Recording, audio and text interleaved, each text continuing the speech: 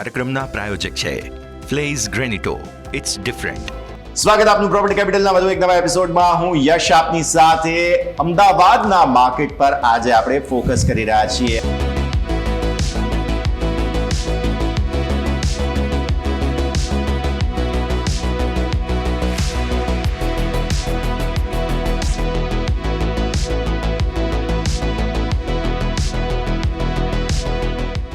આજના એપિસોડમાં આપણે ખાસ વાત કરીશું અમદાવાદના રિયલ એસ્ટેટ માર્કેટ પર સામે આવેલા અમુક ડેટા. અમદાવાદના રિયલ એસ્ટેટ માર્કેટમાં કેલેન્ડર વર્ષ 2024ના એપ્રિલથી જૂન મહિના સુધીના ત્રિમાસિકમાં નવા લોન્ચ સતત વધતા જોવા મળી રહ્યા છે, જે એકંદરે સારી વાત એટલા માટે છે કારણ કે અમદાવાદમાં નવા સપ્લાયની એક સમયે કમી હતી. હવે ફરીવાર નવા લોન્ચ વધી રહ્યા છે. આ વખતે 3 મહિનામાં કુલ 5050 નવા યુનિટ લોન્ચ થયા છે, જે ત્રિમાસિક ધોરણે 12% વધારો બતાવે છે. પરંતુ હજુ પણ જો આ ગ્રોથ વાર્ષિક સ્તરે તમે સરખાવો તો તે થોડો ધીમો છે. વાર્ષિક સ્તરે તે હજુ પણ 18%નો ઘટાડો બતાવે છે. હજુ પણ આવનારા સમયમાં નવા પ્રોજેક્ટના લોન્ચ વધશે તે વાત બાકી. મિડ સેગમેન્ટમાં સતત નવા પ્રોજેક્ટ સૌથી વધુ આવી રહ્યા છે. હાલ આ વખતના 5050 ટોટલ નવા યુનિટમાંથી 52% તો માત્ર મિડ સેગમેન્ટમાં જ લોન્ચ થયા છે, એટલે કુલ 2626 યુનિટ. જ્યારે કે હાઈ એન્ડ તથા લક્ઝુરિયસ સેગમેન્ટમાં બંને મળીને કુલ 43% લોન્ચ થયા છે. આ 3 મહિનાના સમયગાળામાં હાઈ એન્ડ લક્ઝરી સેગમેન્ટમાં 27%નો ત્રિમાસિક ધોરણે ગ્રોથ જોવા મળ્યો છે, જ્યારે વાર્ષિક સ્તરે 1.5 ગણો વધારો સૂચવે છે. આ વાતથી સાબિત થાય છે કે અમદાવાદમાં આવનારા સમયમાં પ્રીમિયમ સેગમેન્ટમાં સતત ગ્રોથ યથાવત રહેશે. 2024ના 6 મહિના પૂરા થઈ ગયા, ત્યારે 2023ના પહેલા 6 મહિના કરતાં આ વખતે ટોટલ નવા લોન્ચ અમદાવાદમાં હજુ પણ ઓછા છે, જે 10%નો ઘટાડો દર્શાવે છે. સબ માર્કેટની વાત કરીએ તો સૌથી વધુ નોર્થ અને વેસ્ટ અમદાવાદના માર્કેટમાં એક્શન જોવા મળી રહ્યું છે. સૌથી વધુ નોર્થ એટલે કે રામનગર, સાબરમતી, મોટેરા, ચાંદલોડિયા, રાણીપ, ચાંદખેડા, ગોતા અને વૈષ્ણોદેવી વિસ્તાર થાય, જ્યારે વેસ્ટ અમદાવાદ એટલે વસ્ત્રાપુર, સેટેલાઇટ, થલતેજ, પ્રહલાદનગર, મકરબા, વેજલપુર, સરખેજ અને વાસણાનો સમાવેશ થાય છે. આ સમગ્ર વિસ્તારોમાં ઇન્ફ્રાસ્ટ્રક્ચરની સુવિધા સતત સુધરી રહી હોવાને કારણે માંગ સતત વધી રહી છે. 2023માં પણ પહેલા 6 મહિનામાં સૌથી વધુ લોન્ચ નોર્થના વિસ્તારોમાં જ થયા હતા. આ વખતે પણ 2024ના પહેલા 6 મહિનામાં નવા લોન્ચ નોર્થ અમદાવાદમાં જ થયા છે. પશ્ચિમના વિસ્તારોમાં સૌથી વધુ નવો સપ્લાય જોવા મળ્યો. એટલે અમદાવાદમાં સતત નવા રિયલ એસ્ટેટ પ્રોજેક્ટ્સ આવી રહ્યા છે અને સામે ડિમાન્ડ હજુ પણ એટલી જ વધારે જોવા મળી રહી છે. હવે આ જે ડેટા આપણે જોયો તેના પર એક વિશેષ ચર્ચા પર નજર કરીએ. આજે સમજી રહ્યા છીએ કે કઈ રીતે 2024ના વર્ષના 6 મહિના પૂરા થઈ ગયા છે કેલેન્ડર મંથના હિસાબથી, કેલેન્ડર યરના હિસાબથી તમે જુઓ તો આવી સ્થિતિમાં કઈ રીતે અમદાવાદનું માર્કેટ ડેવલપ થઈ રહ્યું છે, રિયલ એસ્ટેટ માર્કેટમાં શું ફોકસ બની રહ્યું છે, બધી જ ચર્ચા કરીશું. આપણી સાથે અત્યારે વિલાલ જોડાઈ રહ્યા છે, વાઇટલ સ્પેસના વિજયભાઈ આપણી સાથે જોડાઈ રહ્યા છે અને સ્પેસ ફેક્ટર્સના રવિભાઈ પણ આપણી સાથે. આપ બંનેનું સ્વાગત છે. થેન્ક યુ સો મચ સમય ફાળવીને તમે અમારી સાથે જોડાયા. તો સૌથી પહેલાં તો સ્વાભાવિક અમદાવાદના માર્કેટને સમજવું જરૂરી છે, બિકોઝ 6 મહિનામાં ઘણું બધું ડેવલપમેન્ટ થયું. પોસ્ટ કોવિડ 2024નું વર્ષ એવું છે કે જેને ઘણી બધી વસ્તુઓ નવી બતાવી છે. આપણે 2-3 નવી વસ્તુઓ શીખ્યા કે લોકોને હવે લક્ઝુરિયસ માર્કેટમાં એકચ્યુઅલી રસ પડી રહ્યો છે અને ડિમાન્ડ બહુ સારી છે. તો આ બધી આપણે ઇનડેપ્થ ચર્ચા કરીશું. પણ વિજયભાઈ, પહેલાં તમારા સાથે શરૂ કરીએ. કઈ રીતે જુઓ છો અમદાવાદના માર્કેટને ઇન જનરલ, અને પછી આપણે ઇનડેપ્થ રેસિડેન્શિયલ, કમર્શિયલ એ બધાની પહેલાં વાત કરીશું. બટ પહેલા 6 મહિના કેવા રહ્યા? અમદાવાદના પહેલા 6 મહિના એમ જોઈએ તો થોડા નોર્મલ રહ્યા, બીકોઝ ઓફ ધ ઇલેક્શનનું રિઝલ્ટની લોકો વેઇટ કરતા હતા કે ઇલેક્શનનું રિઝલ્ટ આવશે તો માર્કેટમાં એક અલગ જ બૂસ્ટ મળશે. સમાવ ઇલેક્શનના રિઝલ્ટ પછી થોડું માર્કેટ થોડું મુવમેન્ટ આવ્યું, but compare to last year 2023માં જે હતું એટલું પીક નથી, but things are going good. એટલે હમણાં ચાલી રહ્યું છે. Okay, so Ravi sir, again same question. 6 મહિના કેવા રહ્યા છે? કેવા પ્રકારની ડિમાન્ડ તમે જુઓ છો તે તો આપણે વાત કરીશું જ, બટ ઇન જનરલ જો જોવા જઈએ તો એક કહેવાતું હતું અમદાવાદના માર્કેટ માટે કે અહીંયા ઇન્વેન્ટરી થોડી ઓછી છે, નવું ડેવલપમેન્ટ થોડું ઓછું છે. શું તમને એવું લાગે છે કે 23ની સરખામણીમાં 24માં કેલેન્ડર યરના હિસાબથી આ એક ટ્રેન્ડ થોડો ચેન્જ થયો છે? આપણે કમ્પેર કરીએ લાસ્ટ યર 2023માં તો 2024માં છેલ્લા 6 મહિનામાં જે અફોર્ડેબલ સેગમેન્ટ છે એ ઘણું સ્ટેબલ છે. જે પ્રમાણની ડિમાન્ડ 2023માં હતી એના કરતાં ઘણો ગ્રોથ 2024માં દેખાય છે. રિગાર્ડિંગ લક્ઝરી સેગમેન્ટની વાત કરીએ તો બોપલ આંબલીના વિસ્તારમાં જે પ્રોજેક્ટ્સ આવ્યા એ ઘણા સારા ડિમાન્ડમાં છે અને સેગમેન્ટ મિડ સેગમેન્ટ અને લક્ઝરી સેગમેન્ટમાં ડેફિનેટલી ગ્રોથ એક લેવલનું ગ્રોથ દેખાઈ રહ્યું છે.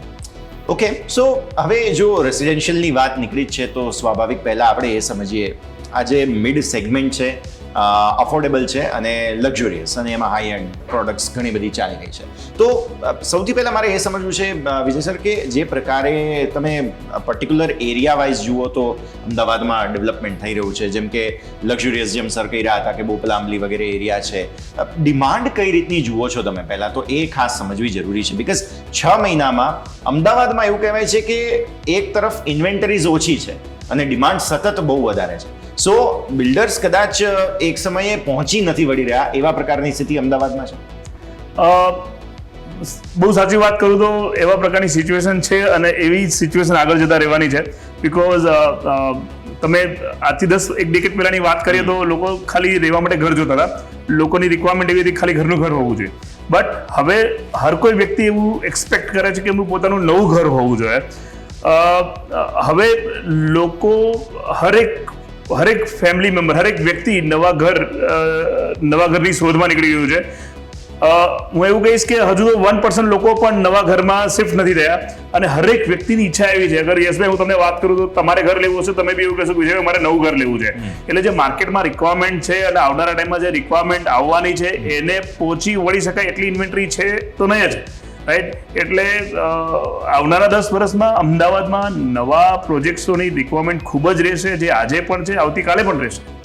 સો ડેફિનેટલી બિકોઝ નાઉઅડેઝ ઘર એક લાઇફસ્ટાઇલ થઈ ગયું છે, એટલે હવે ખાલી જરૂરિયાત નથી એમ. તમારી વાત સાચી છે. રવિ સર, તમે પણ સમજાવી રહ્યા હતા એરિયા વાઇઝ આપણે જોઈ રહ્યા છીએ કે ડેવલપમેન્ટ થતું જોવા મળી રહ્યું છે. તો આવી સ્થિતિમાં સમજીએ ખાસ અફોર્ડેબલ સ્પેસની સાથે આપણે ચર્ચાની શરૂઆત કરીએ. બિકોઝ આપણે જોયું છે કે જ્યારે પ્રધાનમંત્રી આવાસ યોજના આવી એ પછી અફોર્ડેબલ સ્પેસને બહુ મોટો બૂસ્ટ મળેલું હતું અને રિસેન્ટલી પણ જોવા જાઓ તો ઇન્ડેક્સેશન બેનિફિટ હટી ગયો, બાકી બધી સ્થિતિઓ હોવા છતાં પણ કદાચ સૌથી રેઝિલિયન્ટ ડિમાન્ડ જો કોઈ સેગમેન્ટની હોય તો તે કદાચ અફોર્ડેબલ સ્પેસ છે. રવિ સર, જે પ્રમાણે મારો અનુભવ છે છેલ્લા 10 વર્ષથી સાઉથ બોપલ શેલા વિસ્તારમાં અફોર્ડેબલ સેગમેન્ટની ગ્રોથ કન્ટિન્યુઅસ સતત વધી રહી છે અને કન્ટિન્યુઅસ જે ગ્રાફ છે એમાં કંઈક ને કંઈક ઇન્ક્રીઝ દર વર્ષે 20-25% જેવું ઇન્ક્રીમેન્ટ જ હું જોઈ રહ્યો છું. રહી વાત સમજો ડિમાન્ડ અને સપ્લાયનો જે રેશિયો છે તો એ ખૂબ જ સારી રીતે સાઉથ બોપલ શેલામાં મેચ થઈ રહ્યો છે અને લોનની જે ફેસિલિટીઝ છે જે મધ્યમ વર્ગના લોકો માટે લોન ફેસિલિટીના કારણે જે ease of buying the properties એ બહુ સરસ છે અને પોતાનું સપનાનું ઘર બનાવી શકે છે. પ્લસ એમ્યુનિટીઝ લોડેડ સાથે ઘણા સારા બ્રાન્ડેડ બિલ્ડર્સ આ કેચમેન્ટને ટાર્ગેટ કરી રહ્યા છે. તો મને તો definitely affordable segment, mid segment અને લક્ઝરી સેગમેન્ટમાં ગ્રોથ સારો દેખાઈ રહ્યો છે. ઓકે, ડેફિનેટલી ગ્રોથ તો છે જ, પણ સાથે સાથે ડિમાન્ડ સેનેરિયો પણ આપણે સાથે સાથે એ પણ સમજી રહ્યા છીએ. તો એક વાત, બીજું બિલ્ડર પર્સપેક્ટિવથી પણ સમજવું જરૂરી છે. બિકોઝ આપણે આ એક કમ્યુનિટી છે જ્યાં બાયર અને સેલર બંને મળે અને એ બંનેની વચ્ચેનો જે સંપર્ક કરાવવાનું કામ છે એ તમે કરો છો. તો આવી સ્થિતિમાં આ બંને કમ્યુનિટીનું પાસું સમજવું જરૂરી છે. એક તરફ આપણે બાયર્સનું તો સિચ્યુએશન સમજ્યા, પણ જે સેલર્સ માર્કેટ છે અથવા તો કહો કે જે ડેવલપર્સ છે તેમની સ્થિતિ કેવી રીતની છે? બિકોઝ આપણે કોન્સ્ટન્ટલી તમે જુઓ બિલ્ડિંગ મટીરિયલ્સના પ્રાઇસીસ વધી રહ્યા છે, લેન્ડ ઓબ્વિયસલી ઇટ્સ અ સ્કેર્સિટી, સો જમીનના ભાવ સતત વધતા હોય અને ઉપરથી હવે આ વખતે બજેટમાં ઇન્ડેક્સેશનનો બેનિફિટ જે હટ્યો એ પછી મેં 1-2 લોકો સાથે વાત પણ કરી, એમણે પણ કહ્યું કે થોડું સેન્ટિમેન્ટલ ઇમ્પેક્ટ મે બી પોસિબલ છે કે હોઈ શકે. તો સર એ સૌથી પહેલાં તો સમજાવો કે જે ડેવલપર કમ્યુનિટી છે, જેમ આપણે વાત કરી રહ્યા છીએ કે તેઓ જે છે તે હજુ પણ નવી ઇન્વેન્ટરીઝ લાવવાની કોશિશ કરી રહ્યા છે, બટ એમના તરફથી કયા પ્રકારનો ફીડબેક આ 6 મહિનામાં આપણને જોવા મળે? ઓકે, સો ડેવલપરના માર્જિન કમ્પેરેટિવલી હવે બહુ થીન થઈ ગયા છે અને હવે હરેક કસ્ટમર ક્વોલિટી પ્રોજેક્ટ એક્સપેક્ટ કરે છે. Because once upon a time ખાલી ગમે તેવું બિલ્ડિંગ બનતું હતું તો ચાલતું હતું, લોકો પરચેસ બી કરી લેતા હતા. બટ આજના કસ્ટમર નોલેજેબલ છે, એમને ટેકનિકાલિટીનું ઘણું બધું નોલેજ છે, એટલે એ ડેવલપર પાસેથી ક્વોલિટી ઓફ વર્ક એક્સપેક્ટ કરે છે અને ડેવલપર જે છે અગર એ ક્વોલિટી ઓફ કન્સ્ટ્રક્શન ડિલિવર કરશે તો જ આવનારા સમયમાં એ આગળ આ ઇન્ડસ્ટ્રીમાં કન્ટિન્યુ વર્ક કરી શકશે. કેમ કે એમને બી ડેવલપરને બી ખબર છે કે એકવાર કસ્ટમરને ક્વોલિટી ઓફ કન્સ્ટ્રક્શન નહીં મળે તો second time they will not come to them or બીજા કોઈને રેફરન્સ બી નહીં આપે.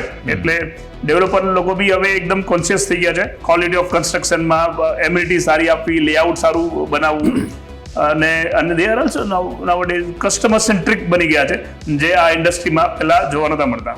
ડેફિનેટલી. અને કસ્ટમર સેન્ટ્રિક ઇનફેક્ટ હોવું જરૂરી પણ છે, બીકોઝ એક હ્યુમન ટચ જે રિયલ એસ્ટેટને અત્યાર સુધી નહોતો મળતો, આઈ ગેસ એ રિસેન્ટલી છેલ્લા 5-1 વર્ષમાં મળતો શરૂ થઈ ગયો છે. ડેફિનેટલી. તો હવે એક બ્રેકનો સમય થઈ ગયો છે. પહેલા બ્રેક લઈ લઈએ અને બ્રેક બાદ આપણી આ ચર્ચાને આગળ વધારીશું.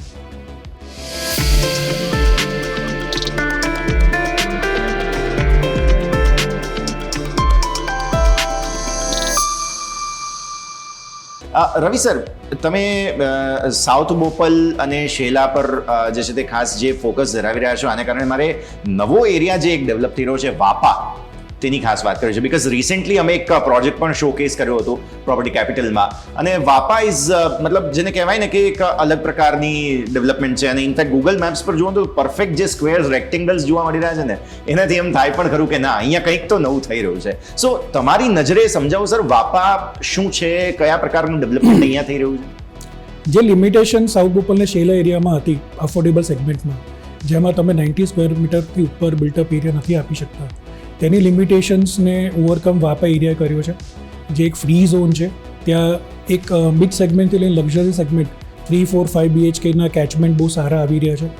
અને જે ડેવલપર્સે ઘણા ટોપ 10 લેવલના લોકોએ પ્રોજેક્ટ સારા મૂક્યા છે.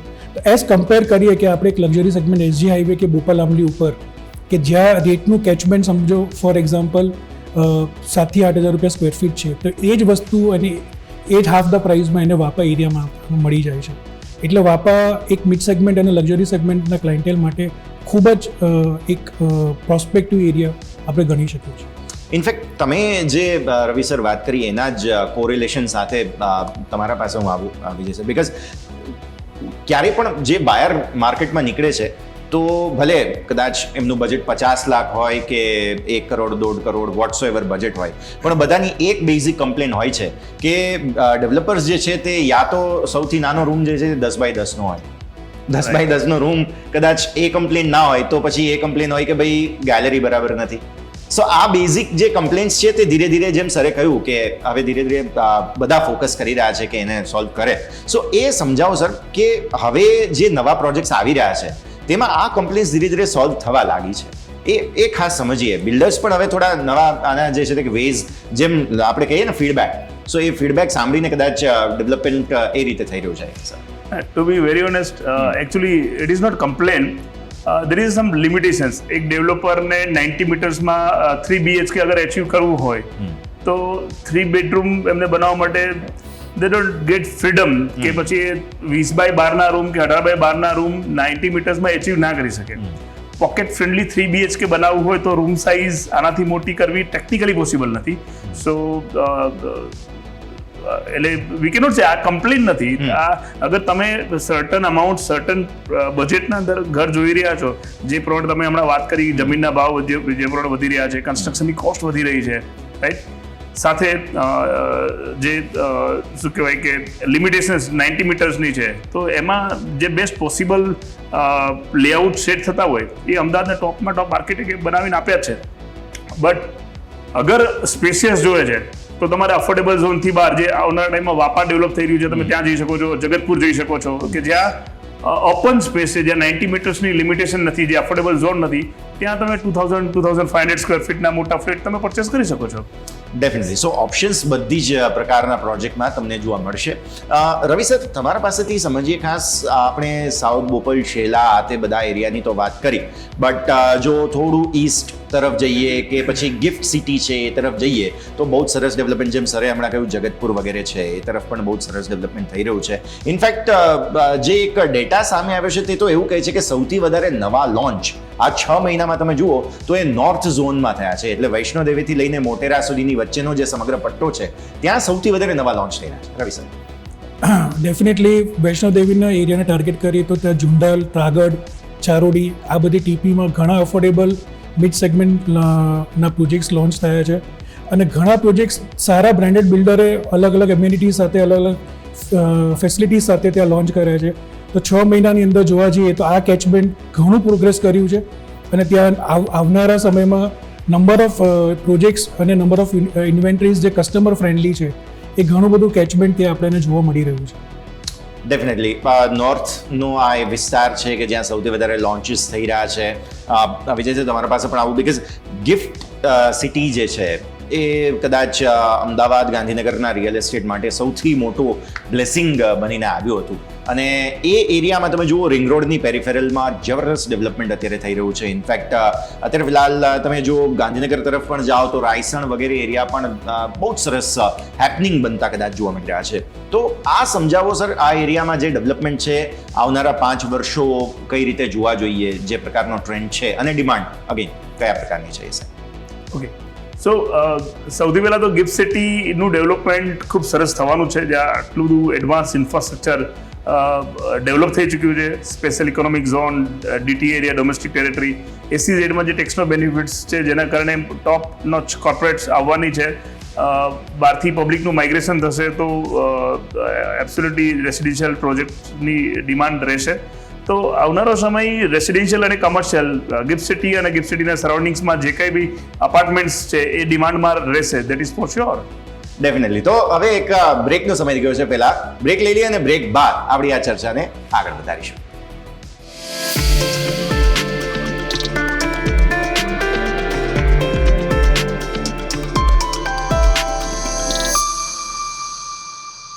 જો કમર્શિયલની વાત તમે કરી છે તો ઓબ્વિયસલી હું રવિ સર તમારા પાસે એ જ એંગલ લઈને આવવા માંગી રહ્યો હતો, બિકોઝ કમર્શિયલ સ્પેસમાં પણ આપણે જોઈ રહ્યા છીએ. ઇનફેક્ટ એક સમયે લોકો એવું પણ કહેતા હતા કે હવે ફ્લેટ વેચીને ઓફિસ લેવાનો જમાનો આવી ગયો છે.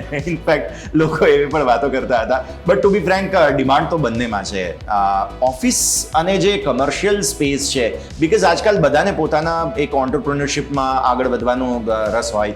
આવી સ્થિતિમાં આ કમર્શિયલ સ્પેસની ડિમાન્ડ તમે કઈ રીતે જુઓ છો? કમર્શિયલ સ્પેસના સારામાં સારા પ્રોજેક્ટ SG હાઈવે ઉપર આપણે જોઈએ તો જે બહુ જ હાઈ એન્ડ ફેસિલિટી સાથે અને વર્લ્ડ ક્લાસ એમ્યુનિટી સાથે આપણે કમ્પેર કરી શકીએ કે બોમ્બેનું BKC છે એ લેવલના અહીંયા પ્રોજેક્ટ્સ પ્લાન થઈ રહ્યા છે લીડિંગ ડેવલપર સાથે. પ્લસ ઓફિસીસની demand, expansion of business post Covid જોવા જઈએ તો એક્સપાન્શન બિઝનેસનો સારો અમદાવાદમાં ઓપોર્ચ્યુનિટીઝ આવી રહી છે. તો એ કન્ટેક્સમાં કમર્શિયલ સેગમેન્ટની ડિમાન્ડ સારી છે. ઓફિસર સ્પેસ, કમર્શિયલ, રિટેલ બધી રીતે પ્રીલીઝનું માર્કેટ ઘણું ઇમ્પ્રૂવ થયું છે. લાસ્ટ યરના કમ્પેરિઝનમાં જોવા જઈએ તો લીઝિંગનું જે માર્કેટ છે એ 2 થી 5% ઇન્ક્રીઝ થયું છે. તો ડેફિનેટલી કમર્શિયલ સ્પેસ માટે અમદાવાદમાં ગ્રોથ બહુ સારો દેખાય છે. ઓકે, અને રેન્ટલ માર્કેટની પણ મારે ખાસ વાત કરવી છે તમારા પાસે સર. હું રેન્ટલ માર્કેટનો મુદ્દો લઈને આવું, બિકોઝ જ્યારે લોકો બહારથી આવી રહ્યા છે અમદાવાદ, તો આ પણ એક એંગલ હોય છે કે લોકો આવીને પહેલાં થોડું ટેસ્ટ કરે, જાણે કે ભાઈ આ એરિયા કેવો છે, અહીંયા પ્રોપર્ટીઝ કેવી છે, અને એ રેન્ટ પર રહેવાની કોશિશ કરે. બિકોઝ તમે જુઓ તો આપણા જે GIDC છે બધા, એમાં જેમ કે સાણંદ ડેવલપ થઈ રહ્યું છે, આ તરફ તમે રાજકોટ હાઈવે પર જુઓ મોરૈયા વગેરે છે, જબરદસ્ત ફાર્માની ઇન્ડસ્ટ્રી છે, ઓટો ઇન્ડસ્ટ્રી છે, સેમિકન્ડક્ટર છે, એટલે બહારથી લોકો ઘણા આવી રહ્યા છે. તો આવી સ્થિતિમાં રેન્ટલ માર્કેટની સિચ્યુએશન વિજયભાઈ થ્રુ આપણે એ પણ વાત કરીએ. To be very honest, rental market amazing છે. છેલ્લા 10 વર્ષથી લોકો કમર્શિયલ પ્રોપર્ટી ઇન્વેસ્ટમેન્ટ માટે કમર્શિયલ પ્રોપર્ટી બાય કરતા હતા, જ્યાંથી લોકોને average 5 to 6% return on investment મળતું હતું, જ્યારે રેસિડેન્શિયલમાં 2.5% જેવું મળતું હતું. તો લોકોનો પહેલો પ્રેફરન્સ ઇન્વેસ્ટમેન્ટ માટે કમર્શિયલ જ હતો.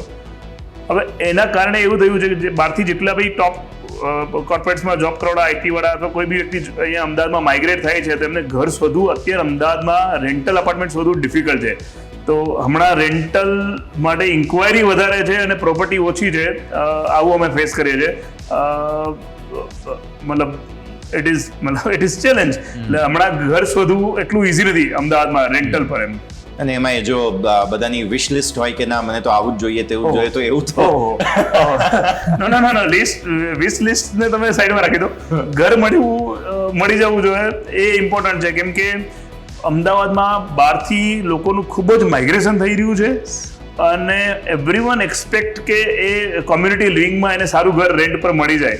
હમણાં રેસિડેન્શિયલમાં રિટર્ન ઓન ઇન્વેસ્ટમેન્ટ જે 2.5% હતું એ ક્યાંક 3% સુધી પહોંચી ગયું because of the shortage of the supply.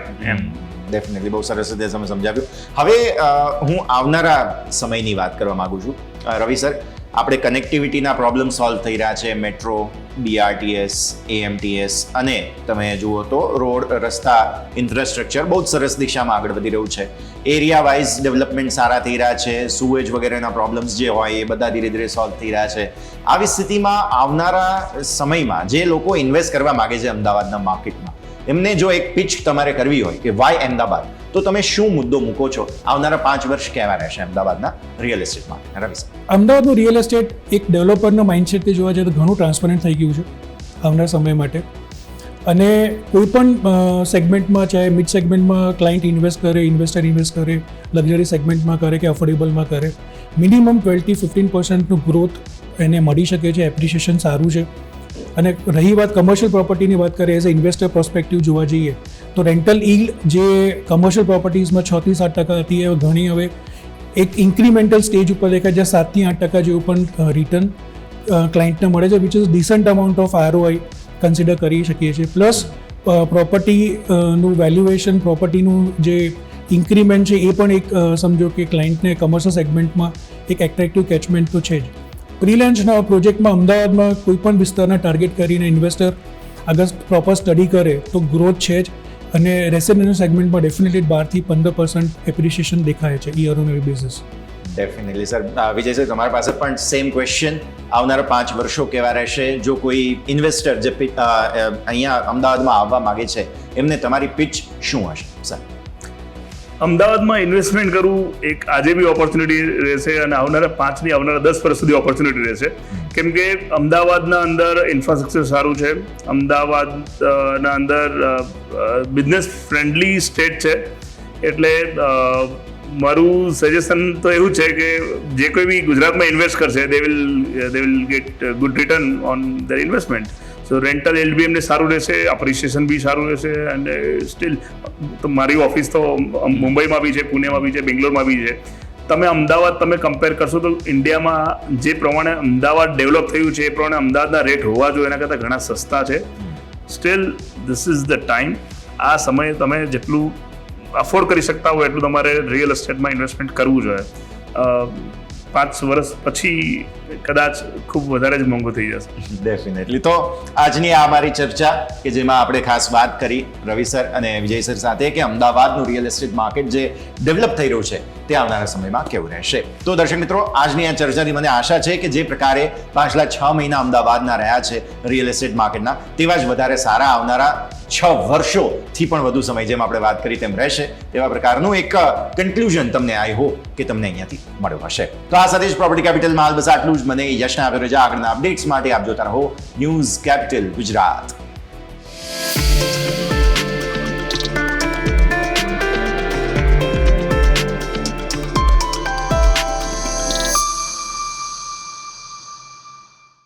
આ કાર્યક્રમના પ્રાયોજક હતા ફ્લેઝ ગ્રેનિટો. It's different.